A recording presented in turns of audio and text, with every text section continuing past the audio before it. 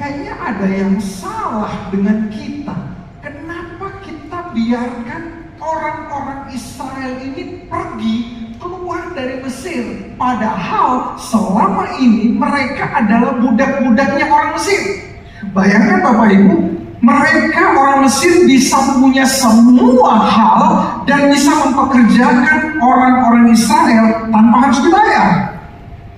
Kalau kita hitung dengan UMK kita di Makassar hari ini, Bapak Ibu bisa bayangkan, hari ini UMK 2025 Kota Makassar itu 3.880.136 rupiah. Ada 2 juta orang Israel yang ada di hari itu.